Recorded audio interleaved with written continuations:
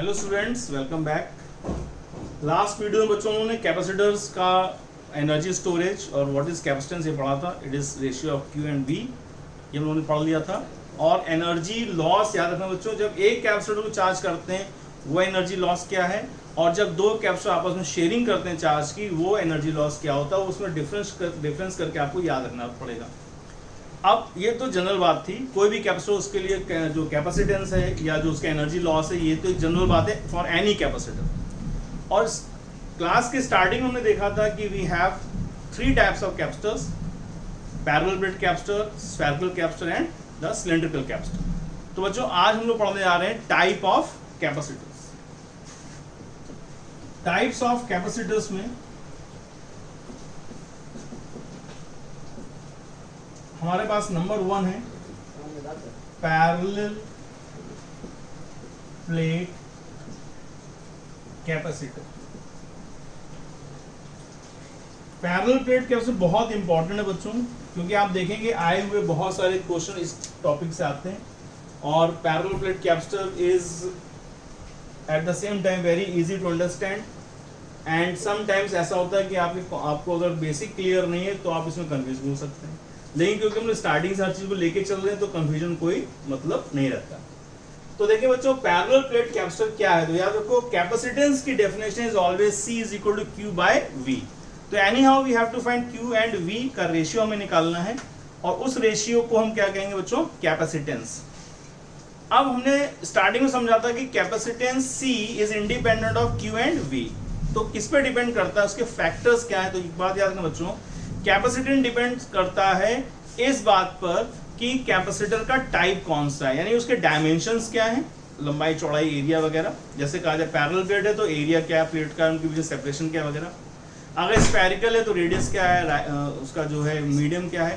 तो याद रखो, इसको इन शॉर्ट बोले तो capacitance C depends on the dimensions of the capacitor and the medium taken between the conductors of the capacitor. Correct. दो बातें, किस पर डिपेंड करता है, डायमेंशन यानी लंबाई चौड़ाई वगैरह वगैरह पे कि उसकी बनावट क्या है, और दूसरा मीडियम बिटवीन द कंडक्टर्स क्या लिया गया है। ठीक है। तो पैरेलल प्लेट कैपेसिटर में देखो बच्चों, ये एक प्लेट है, इसको अगर हम ऐसे दिखाएं, एक प्लेट ये है, इसके बगल में एक और प्लेट है, ये पॉजिटिव, इसके सामने नेगेटिव। अब इसको इस तरह से देखा जाए, इसका व्यू थोड़ा चेंज कर दिया जाए। हमें पता है बच्चों गॉस थ्योरम से किसी भी प्लेट की वजह से इलेक्ट्रिक फील्ड का फॉर्मूला होता था E is equal to sigma upon 2 epsilon. अगर एयर है तो एप्सिलॉन नॉट, अगर कोई मीडियम है तो एप्सिलॉन। पॉजिटिव से लाइंस आउटवर्ड निकलती हैं और नेगेटिव में लाइंस इनवर्ड जाती हैं। इन प्लेट्स के बीच का सेपरेशन है बच्चों D। हर प्लेट का एरिया है A, तो सिग्मा क्या है बेटा, सिग्मा है Q बाय A। आपको स्टार्टिंग से बताया गया एप्सिलॉन एप्सिलॉन नॉट में रिलेशन क्या है, कैपिटल K। तो what is epsilon, epsilon is K into epsilon naught. तो ये सारी चीजें हमको पता है, सिग्मा सरफेस चार्ज डेंसिटी वगैरह वगैरह। Now we have to find the capacitance of the parallel plate capacitor। ध्यान से देखो, E outward, E inward। तो पहली बात, what is the net field between the plates? What is the net field between the parallel plates? तो आप लिखेंगे कि net field का रिजल्ट होता है हमारे पास, because field intensity is a vector। तो ये दोनों एक डायरेक्शन में बच्चों तो ऐड हो जाएंगे, सब्ट्रैक्ट, तो बोलेंगे E plus E it is 2E। और E क्या था, E था सिग्मा अपॉन 2 एप्सिलॉन। 2 और 2 कैंसिल, क्या आ गया बच्चों, sigma upon epsilon. What is epsilon, epsilon is K epsilon naught. तो पता चला कि field between the plates is sigma upon K epsilon not. ये हो गया एक स्टेप हमारा कंप्लीट।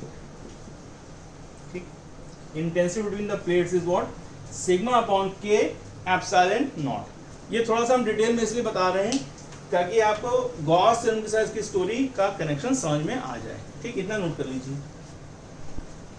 तो बच्चों हमने देखा पैरेलल प्लेट के बीच में नेट फील्ड कितनी आ गई, sigma upon K epsilon not. और अब अगर हम ये कहते हैं कि जो हमने पोटेंशियल डिफरेंस V अप्लाई किया हुआ है, तो बच्चों V और E में रिलेशन क्या थी, हमें मालूम है कि अगर हम नेगेटिव पोटेंशियल ग्रेडियंट ले लें, minus dV/dr will give you what, the intensity. और आपको मालूम है कि potential is scalar but potential gradient is a vector. तो उसी कॉन्सेप्ट से अगर बोलें कि dV जो डिफरेंस है वो V है हमारा, और जो dr है जो डिस्टेंस है वो कितना है d, तो we can write E as V/d। और ये जो E है हमने अभी कितनी निकाली इसकी फर्स्ट इक्वेशन से, sigma upon K epsilon naught. तो जो सिग्मा में कौन है, सिग्मा के अंदर है Q/A, तो इट विल बिकम Q/A, और साथ में क्या लिखा है K epsilon not. Now what you have this relation, आपके पास है V/d इक्वल टू, इसको छोड़ दो, V/d equal to Q/A K epsilon naught. तो आप लिख सकते हो V/d is equal to Q/K A epsilon naught. अब अगर हम रीशफल कर दें बच्चों, V को नीचे ले इसको ऊपर ले जाए, तो Q/V रेशियो क्या मिलेगा, Q/V रेशियो मिलेगा हमको C यानी कैपेसिटेंस। तो you will get the result कि K epsilon naught A upon D, ये चला गया ऊपर और V आ गया नीचे, Q/V। और इसको हम क्या कहते हैं बच्चों, इसे कहते हैं कैपेसिटेंस।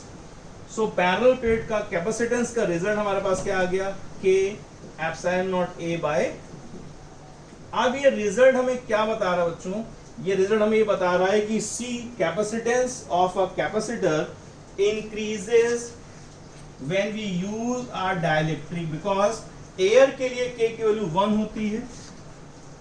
एयर बोला जाए तो एयर वैक्यूम आप मान के चलेंगे एक ही होता है, तो एयर या वैक्यूम के लिए वैल्यू होती है 1।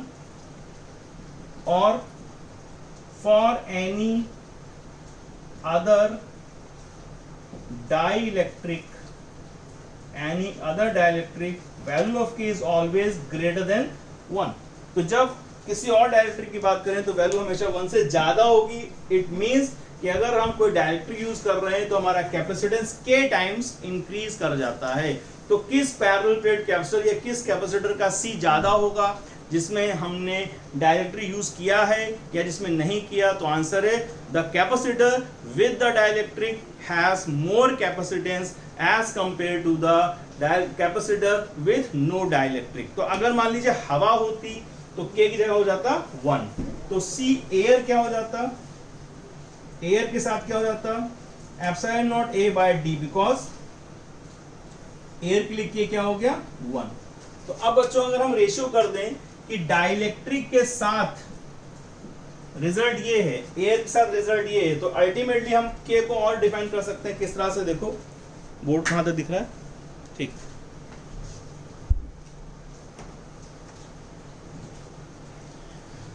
हाँ, तो कैसे दिखेगा बच्चों, देखो C dielectric upon C air का अगर हम रेशियो कर दें बच्चों, तो ये सब कैंसिल हो क्या आएगा, K। तो dielectric constant can also defined as a ratio of capacitance with dielectric to the ratio of capacitance without dielectric, ठीक है। तो ये आपका बन गया result with and without dielectric, ठीक। तो फोकस कर देते हैं, ये नोट कर लीजिए बच्चों, ठीक बच्चों। तो अब ये देखा आपने कि डाइलेक्ट्रिक के साथ और विदाउट डाइलेक्ट्रिक का रेशियो को हम कैपिटल K कह सकते हैं। तो अगर हम यहाँ पे पूरे में A कर दें, यहाँ पे 1 कर देंगे, तो एक बहुत सिंपल केस हो गया। कैसे आया इसको हमने रिजल्ट को अच्छे से डेराइव करके देख लिया। अब बात आती है, हेडिंग डाल देंगे कि different cases of a PPC, different cases of a PPC, parallel plate capacitor के अलग अलग केसेस, यानी कि डाइलेक्ट्रिक स्लैब भरने के तरीके बच्चों अलग अलग हो जाए तो क्या होगा। तो देखते हैं सबसे पहला केस, फर्स्ट केस देखते हैं। तो जो पहला केस आता है मल्टी स्लैब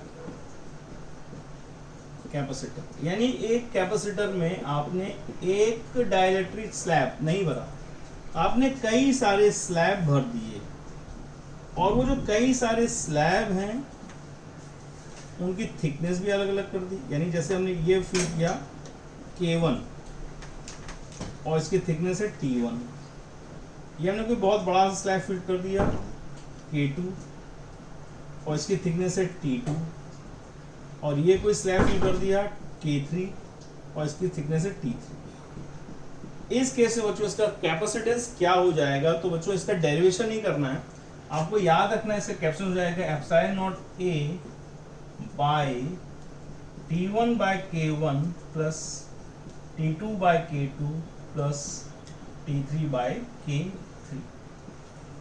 ये आ जाएगा इसका कैपेसिटेंस जब आपने कई सारे स्लैब भर दिए। सेकेंड केस बच्चों, इसी से ही आप उसका रिजल्ट निकाल सकते हैं। कैसे? सेकेंड केस कह रहा है partially filled slab. Partially filled कौन स्लैब? Dielectric slab.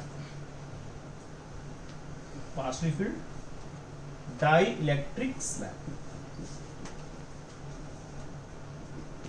ठीक है, तो इसको देखा जाए, फोकस।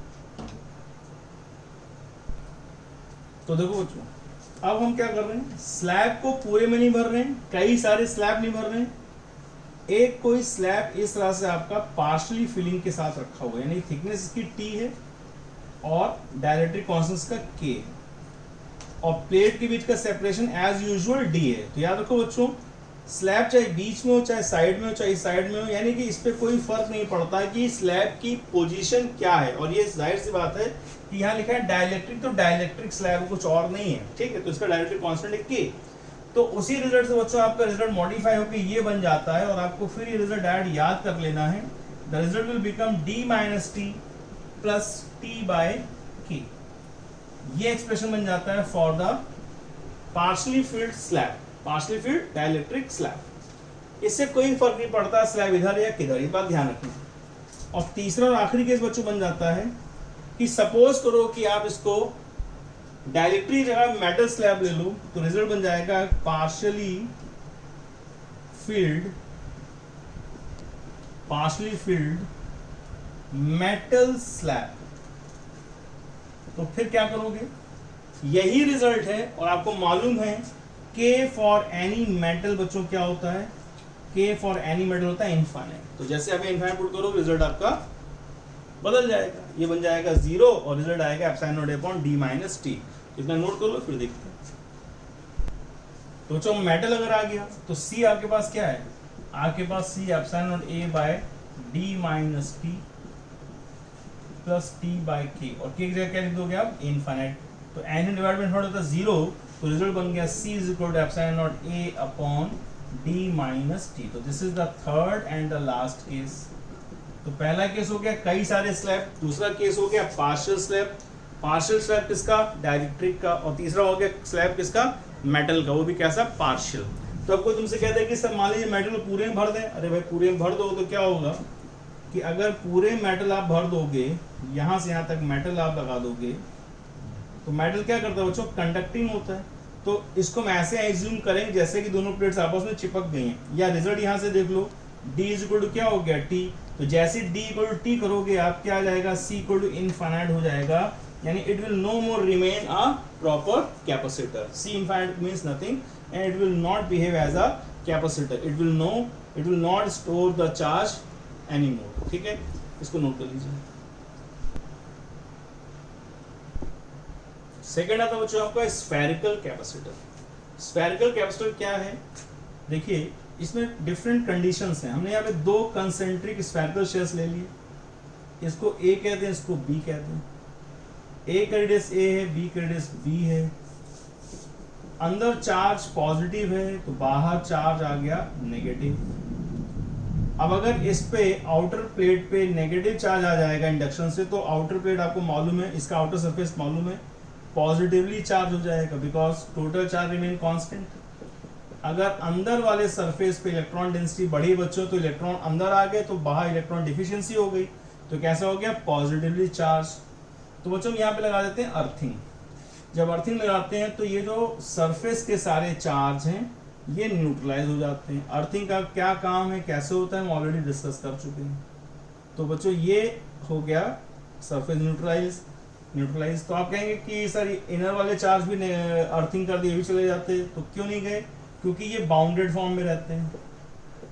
तो this is the first case when we are going to study कि शेल में outer shell is earth, outer shell is earth. फिर हम देखेंगे third case, not second, third case देखेंगे जब हम इनर शेल को अर्थ कर देंगे। और सेकेंड केस क्या है वो अभी थोड़ी देर बाद बताते हैं। ठीक, तो देखो बच्चों क्या हुआ। फिर से हमें क्या करना है, Q by V का ही रेशियो निकालना है। Again we have to find the ratio of Q by V, और Q by V का रेशियो किसके बराबर आएगा? C के बराबर आ जाएगा। तो आपको मालूम है इस पॉइंट पे अगर इंटेंसिटी देखी जाए तो सिर्फ एक इंटेंसिटी है, B की इंटेंसिटी नहीं है। B की इंटेंसिटी क्यों नहीं है? क्योंकि ये पॉइंट V के अंदर है और सिर्फ किसकी इंटेंसिटी है? A की। तो let's say this distance is R। तो यहाँ इंटेंसिटी आप क्या लिखोगे बच्चों? KQ by R स्क्वायर, क्योंकि किसी भी स्फीयर या स्फेरिकल शेल के सरफेस के बाहर R greater than capital R के इंटेंसिटी फॉर्म होता था KQ by R square, and that is equal to again dV by dr minus dV by dr। अब इसको आप लिखोगे minus dV is equal to K Q by R square into dr। क्या purpose, हम क्या ढूंढ रहे हैं बच्चों? हम ढूंढ रहे हैं Q by V का रेशियो। इंटीग्रेटिंग बोथ साइड, अभी आपका यहाँ का पोटेंशियल मान लीजिए V, और जिस किसी भी चीज को आप अर्थ से जोड़ दे तो उसका पोटेंशियल हो जाता है बच्चों 0। तो लिमिट्स हमारी V से लेकर के 0 तक, V से लेकर 0 तक। और हमें पोटेंशियल डिफरेंस किसके बीच में बताना है?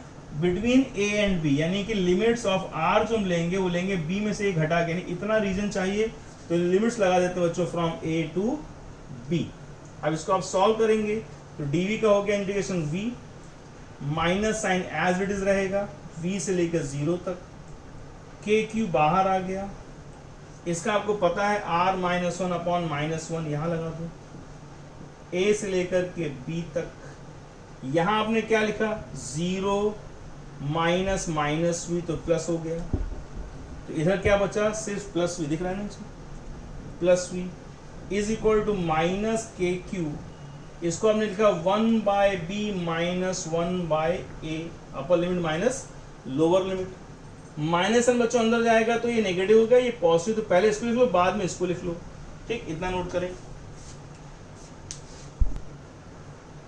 तो V is equal to KQ, minus n अंदर चला गया तो 1 upon A minus 1 upon B। K को एलैबोरेट कर दो, K कौन था? 1 अपॉन 4 पाई एप्सिलॉन नॉट, अगर एयर है और कोई मीडियम है तो K एप्सिलॉन नॉट, और इसको लिखेंगे B minus A upon AB। Correct. क्या ढूंढ रहे हैं बेटा? Q बाय V ढूंढ रहे हैं। तो लो मिल गया, इसको ऊपर ले गए, इसको नीचे ले गए, पूरा झामा ऊपर चला गया।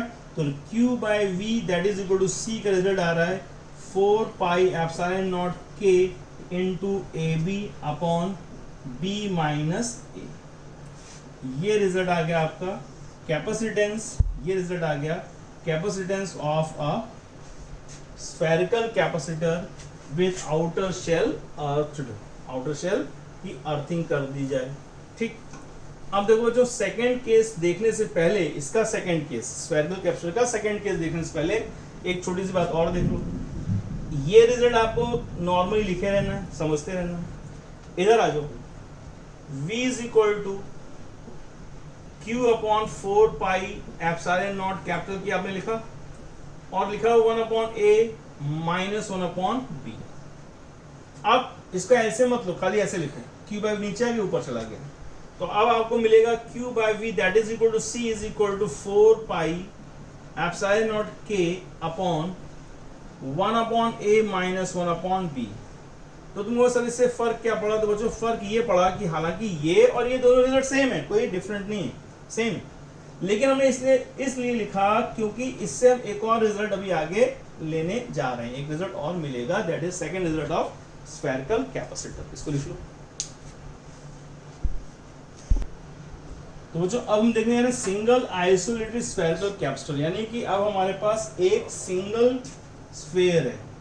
तो कोई तुमसे कहते हैं कि सिंगल स्फीयर तो एज अ कैपेसिटर बिहेव नहीं करेगा, तो बच्चों याद रखो, हमने तुम्हें बताया था कि चार्ज को बाउंड रखने के लिए हम दो कंडक्टर्स यूज करते हैं। ठीक है, चार्ज को बाउंड रखने के लिए हम दो कंडक्टर्स यूज करते हैं ताकि चार्ज स्टोर रहे।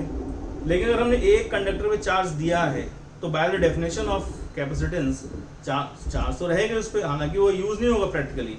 लेकिन अगर हमने इस पे चार्ज दे दिया तो yes, by the definition it is working as a capacitor. Practically it is not used, क्योंकि ऐसे में चार्ज थोड़ी देर बाद लीक ऑफ हो जाएगा, लेकिन क्योंकि थ्योरेटिकली है, ये एग्जिस्ट कर रहा है, तो इसको हम पढ़ते हैं। तो बच्चों ये हो गया रेडियस ए। तुमको से दूसरा स्फीयर कहा गया, तो जो दूसरा स्फीयर था इसके आउटर शेल पे जो था, बाहर की तरफ था, उसको हमने मान लिया है लेकिन बहुत बहुत बहुत दूर, यानी इसको हम ऐसे इमेजिन करते हैं b tends to infinite, correct. तो जब b टेंड्स टू इनफाइनाइट हो गया तो ये रिजल्ट लिखने का पर्पस आपको समझ में आ गया होगा कि इस केस में जब आप b को इनफाइनाइट एंड कर रहे हैं तो दिस विल बिकम 0, 1/b क्या लिख दोगे, इनफाइनाइट, तो ये क्या हो जाएगा 0। तो आपका कैपेसिटेंस क्या बन गया, capacitance of a spherical capacitor, single isolated spherical capacitor बन जाता है C इज इक्वल टू, ये 0 हो गया, A ऊपर आ जाएगा, कितना हो गया 4 pi epsilon naught K into A। और सपोज करा जाए उसका रेडियस A नहीं है, उसका रेडियस R है, उसका रेडियस कुछ और है, जो भी दिया जाए तो आप जनरलाइज करके लिख सकते हैं, और you can write C is equal to 4 pi epsilon naught K into R। What is R? R is the radius of that single isolated spherical capacitor. So we can conclude that the capacitance of a single isolated capacitor depends directly on the radius of the shell. Correct? इसको लिख लीजिए।